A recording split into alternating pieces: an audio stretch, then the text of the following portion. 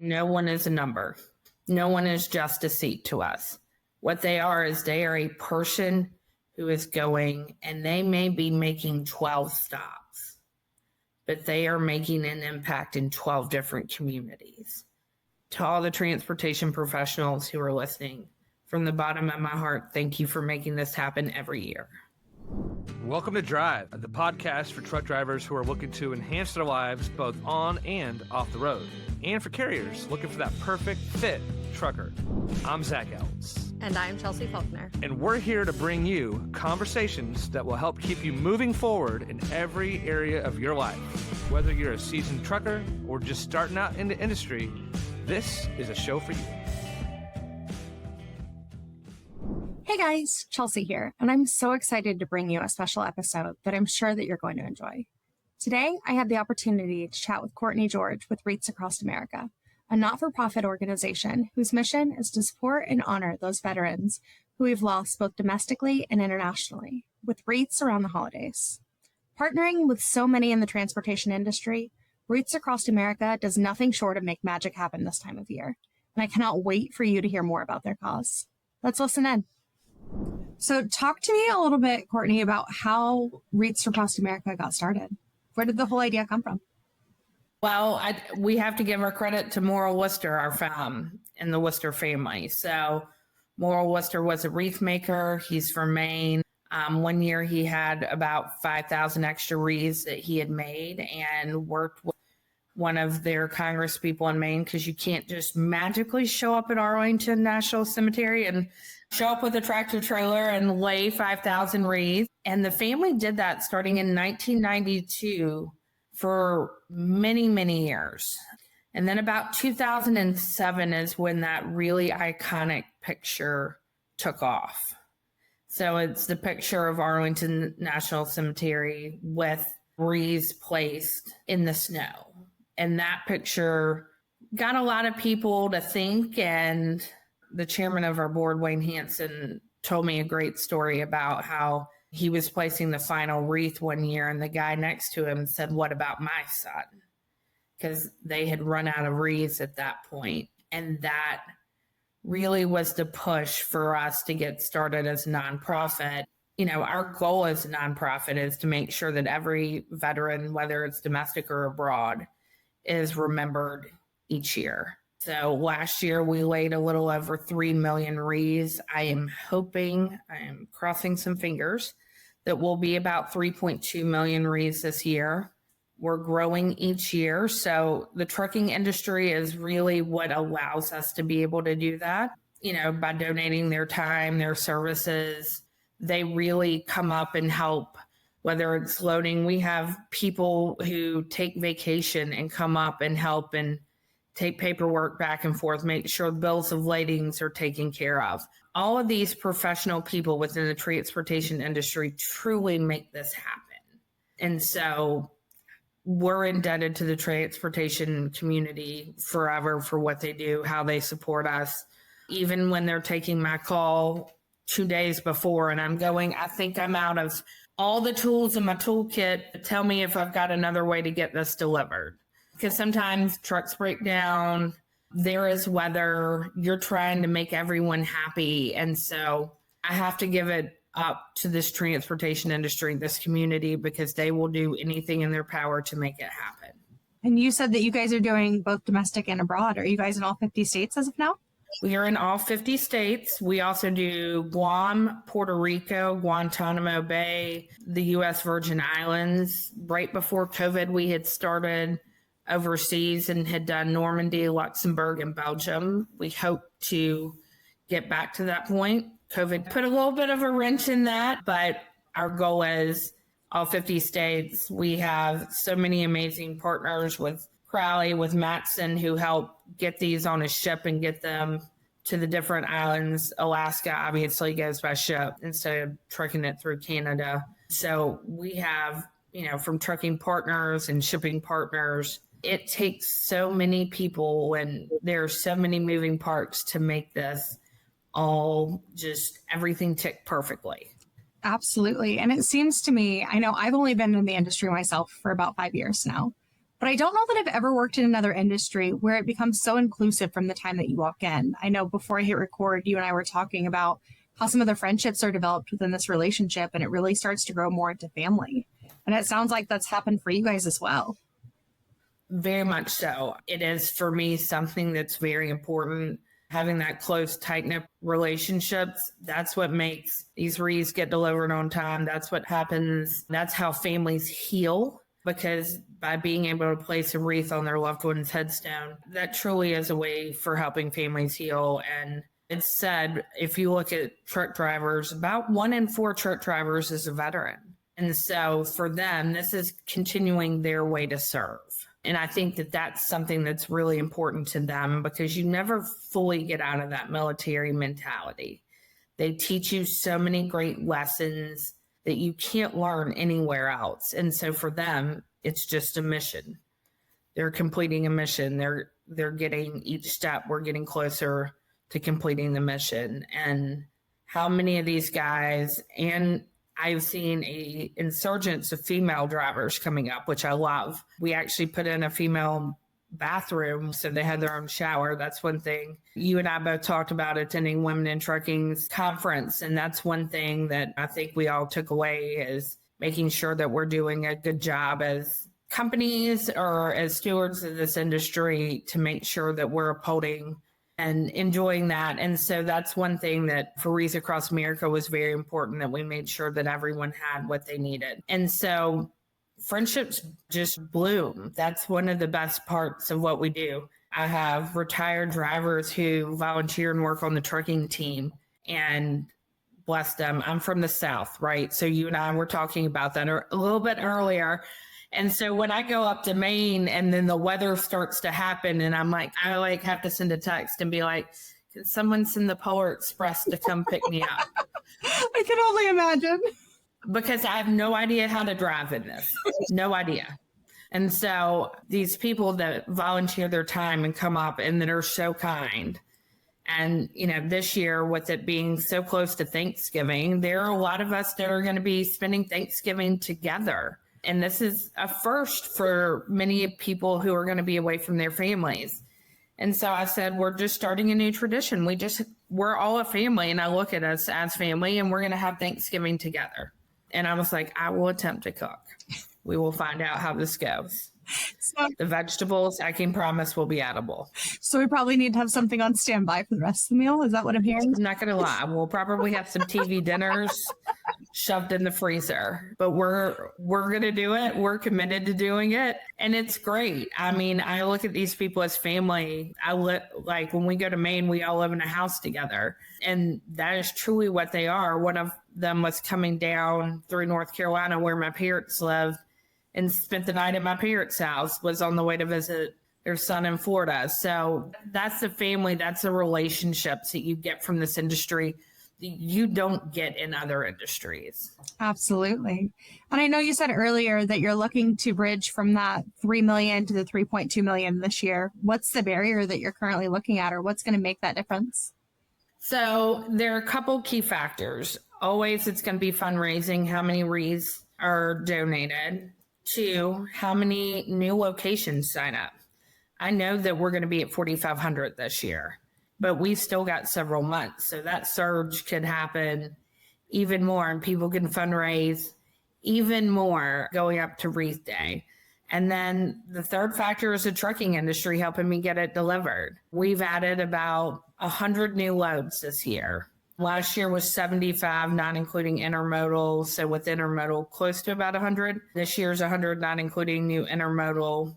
So that barrier is, any owner operator, any trucking company. You can be a trucking company of 1, you can be a trucking company of 10,000. It doesn't matter. It is that person that is willing to take one extra load or do one extra stop, or says, we've got one extra truck in your area, we can make this happen.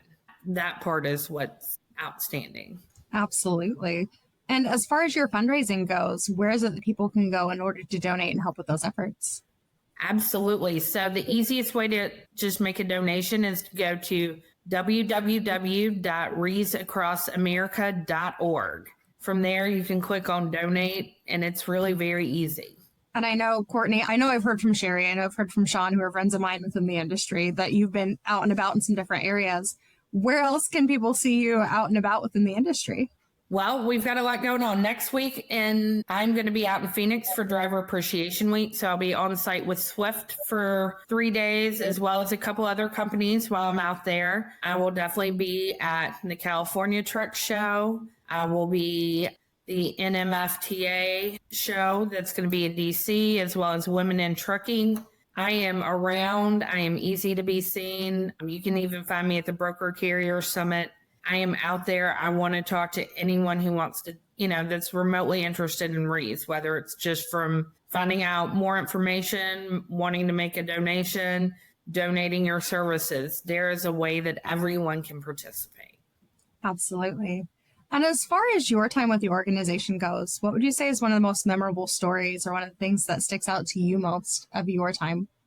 I always say this, but it's the one thing that got me hooked. In Long Island, we have a Gold Star mother. Her name is Emily Toro. And her mission in life is making sure that everyone remembers her son, Isaac. And she looked at us and said, "Don't ask me how he died. Ask me how he lived, and I'll tell you his story." And that, to this day, will still shatter me in many ways because I didn't think about it like that. And for her, it is still telling Isaac's story. So how many of these people that I get to meet or help get a wreath delivered so that that can happen for their loved one? They're telling the kids, they're telling the Boy Scouts or the Girl Scouts that are out there. They are out there making sure that these veterans, and many paid the ultimate sacrifice, their story is told. Absolutely. Nobody told me that I needed to bring tissues for this one. I should have known. Look, I still cry and I work there. It's something that, you have a touching story every single day. And Emily is literally one of my favorite people. I just talked to her 2 days ago, and I'm flying to New York tomorrow. She's gearing up for her name reading for 9/11. She said, "I knew when Isaac left, he wasn't going to come back. I knew." And I can't imagine being a mom and doing that. So every day when it's a little hard to get a load covered, I get reminded of there are so many Emilys out there that I want to make sure that I help. And that's so powerful in and of itself. And I mean, just hearing that, if you don't want to get involved with the organization, I don't know. There is a way everyone can get involved to their comfortability. And that's what I love about Wreaths Across America. Maybe you're not ready to come. Maybe your loved one, it just hurts too much. Maybe it's too new. That's okay. You can still donate a wreath. You can still place their name on the memorial wall on our website. There is a way. I have a Gold Star father who actually takes 2 loads. And, what I will give him is the first year he and I talked. The one thing I told him is I said, if you take a load, I promise you your son will have a wreath. And a lot of what we do is at our driver's lounge, not only do they get to eat, it's a whole family, it's a community. Mason Smith says it best that when the drivers come in, a lot of the drivers welcome them and say, "Thank you, welcome to the family." But we have Miss Diane who is there, and she has got brush, and each driver is able to make their own wreath. So not only are you going to have a wreath that's placed on the front of your truck, but you get to make your own wreath. And that, I think, is really powerful because a lot of people go and place it on someone's headstone. Maybe it's a loved one. Maybe they put it on their front doors. One gentleman puts it at his church.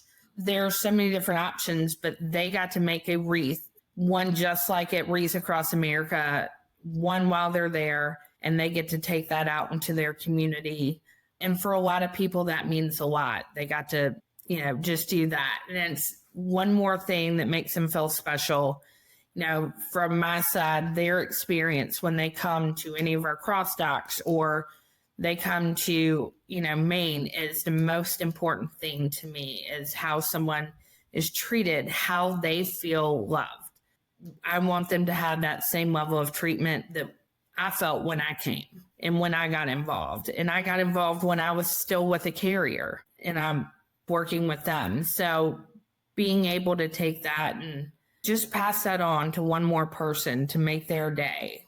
It's amazing. Well, it sounds like you guys just take that connection piece and you're constantly pushing that connection piece one step further because you're making sure that these drivers are not only included, but that they are supported in every way that you can. And that's amazing, especially in this industry where so many times drivers are stuck into another seat and they are just considered the number in the seat.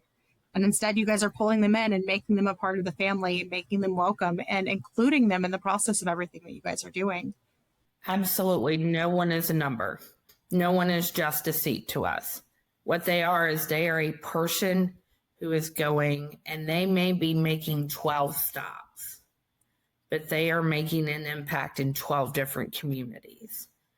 Their company is making an impact in 12 different communities. I've got so many owner operators that haul loads for us. And in this market, as tight as it is, as low as rates are, I know how hard that is for them to shutter that, especially right near the holidays. And they do it every single year. And it's important to them. Somebody else, Brad Bentley in our industry, who's been one of my mentors, his daughter told me, Megan said, this is every year how my holiday starts. It's not a holiday without Wreaths Across America. And so, those small things really make the difference. That's how this community starts. And it's one person telling one other person about how great their experience was. And one person saying, hey, Courtney, this went awesome, except for this one thing. And I'm going, okay, let me make this better for you next year. That is, we are committed to improving every year. And whether that's in the driver experience, whether it's something new that we add, it all comes down to how are you treating your family? Because these people are all parts of our family. When you guys are really setting the standard across the industry, because you're not just out there supporting the veterans and supporting the community and showing support for all of our armed forces, but you guys are also setting the standard for how the transportation industry should be treated and how people should be treated on a day-to-day basis. And that's huge. Well, thank you. I feel that way. And I'm a huge proponent of, somebody once said, when you looked at some core values, treating people with dignity and respect. And sometimes in the trucking industry, that doesn't always happen. That is our area of improvement. And so making sure that everyone that comes feels respected and appreciated. I can't say enough about our founding family, the Worcesters. They are there. They sit in the truckers' lounge. Those drivers get to meet the Worcesters and talk to them. Karen, our executive director, everyone is just there spending so much time. We even bring in Wreaths Radio, so our 24/7. We have an internet radio station that is available. It's on TuneIn, Odyssey, iHeart, or you can stream it from the app as well, or from our website as well. But we bring our radio station in, and they are going live from the truckers' lounge. So we bring in as many drivers as want to come in and drop in and talk. We want them to be on the radio. We want them to be celebrated. We have every Tuesday for us is Trucking Tuesday, but come season, every day is Trucking Day because they are the one, there was a joke yesterday on a call, and it was, without the trucking industry, this would be called Wreaths Across Maine. And that's so true. And to your point, we're in all 50 states and several other locations outside of that, other territories. And so as we're growing, we can't do this without them. So talk to me a little bit more about the founding family. Were they involved in the trucking industry at all before this, or did they ever imagine having this kind of an involvement within the logistics industry when this started? I don't think that they did. So they don't have a trucking arm. Jim Prout, we give a trucking award each year to a company or individual who's made an incredible impact. He was a local truck driver and had his own company there in Maine, and he's the one who would haul it down. And then as they grew, the question is how to scale. And I have to give a shout out to the TCA. They really got behind it. There was Brad Bentley, Barry Pottles, cargo transportation came up. There were a lot of people that came and said, we're going to get behind you. How can we help? And I think that's what I love about the trucking industry is there is no problem too big for us to solve. And there is no one who wants to say no. That is one of the biggest things is somebody's going to help and they want to be involved. And so for that, that's what I love. But there's no problem that this industry can't solve. I mean, even in moments when I call my mentor and I'm like, I've got this going on. Is there anything I'm not thinking of? I'm sleep deprived. I'm trying to get Wreaths out. I am trying to answer the phone and I'm like, is there anything? And normally, bless them, it's at 9:30, 10:30 at night when I'm like, hey, I need to talk to you just to make sure, like, I'm trying to figure out any other way I can make this happen. And they are the ones who go, yes, we can make this happen. Hey, we're going to move Wreaths. We had a gentleman who broke down last year and we weren't going to be able to get the Wreaths where they needed to be. And we had people who started moving loads, getting into Mississippi and into Texas, moving those Wreaths into position and coming back to Maine and floating it through their system to be able to make that happen. And I have to give a shout out to the LTL industry. Science Central Transport definitely stepped up to make Wreaths magically get, and they literally teamed it and it all got from Maine to Mississippi essentially in 2 days. And that's just all because of the trucking industry and their willingness to help. That's so crazy to think about how quickly it can come back together in order to be reorganized. I mean, it goes to stand to talk about just how much this industry is willing to lend a hand when things get tight. They always do. And these drivers will always, once they come, they want to come every year. They don't want to not. It's a family. It's part of their tradition. So they want to be part of it. And so there are so many drivers that when they leave their company, I've gotten calls from recruiters that are like, hey, my driver won't come over here if he can't haul a load. Or does that load belong to me or does it belong to my company? And I'm like, we'll figure it out. Don't worry about it. Those things all matter. So aside from trying to figure out Thanksgiving dinner, what would you say is the biggest headache trying to organize to get stuff together? Or if I gave you a magic wand and you could wave it and have one thing organized with all of this, that'd make things easier, what would that be? Right now, what would make things easier is just getting people to confirm, yes, they can haul their load or no. Because if the answer is no, I've got to figure out who can help me haul it. So the more time I have, the better, which is what I always tell people, the more notice that I have. You know, in trucking, we're all planners. In transportation, we're definitely all planners. And so that is within itself probably the current impact, but people who just want to get involved, all they have to do, it's so easy. It's just email trucking@wreathsacrossamerica.org. I've got typically less than a 24-hour turnaround time of getting in touch with you and talking to you and how we can make it work and telling you what our needs are. And you tell me what you are able to do and how we can make it work, because I'm not afraid to make something work. So we know to go to wreathsacrossamerica.org if we want to donate. We know who to email if we want to pick up a trucking load in order to help with that. How is it that somebody would get one of their loved ones' names on the list in order to get a wreath placed? So all you have to do is go to wreathsacrossamerica.org, and then you can search from there.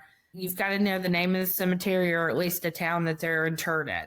And from there, you can search to see if that location participates. If it doesn't, I'm going to challenge you to become the location coordinator, the volunteer location coordinator, because not only will you reap lots of benefits in your heart and knowing what you did is good, but also helping other families, you're doing that. So that is really the easiest way. Now, if they are a participating cemetery, there's a little button that you can click grief specific, and it'll ask you some questions. I tell people if they don't know the answers to that, the VA database is really good. That's a great segment. Or if you go, per se, they're in a national cemetery interred there, you can get the details right there. But everyone is really there wanting, and you can pick if you want to place it yourself, or maybe you live too far away. Maybe they're interred in New York and you now live in South Carolina. So you can donate a wreath in their honor or do a grace specific, and then that location coordinator will send you either a picture of where the wreath has been placed, or you may, like in Long Island, because I've got about 450 grace specifics, we give a Google link so that you can see where your loved one is, the picture with their headstone and the wreath. So a lot of things all happen just by going to www.wreathsacrossamerica.org. Courtney, I feel like I've asked you a ton of questions. Is there anything else that you think that I've missed at this point that would be super pertinent to anybody that's listening? Anyone that's listening, know that we appreciate you, know that we thank you. And to all the transportation professionals who are listening, from the bottom of my heart, thank you for making this happen every year. Absolutely. Well, Courtney, thank you so much for joining us and for this episode. This has really been touching, and I've been so excited to hear more about this cause because I know I've seen it at several different events that I've been to. So to be able to hear everything specifically from you in regards to everything that's going on with it has been awesome. So I really appreciate you taking the time and can't wait to see you guys hit that 3.2 million this year. Thank you so much. It was such a pleasure, and I appreciate you having me on. Absolutely. Thanks so much for joining us on this episode of Drive. For more from Handle Now, Chelsea, and myself, head to handlenow.com and sign up for our newsletter. You can also join our Facebook group called The Driver's Seat and follow us on LinkedIn. Don't forget to subscribe wherever you get your podcasts.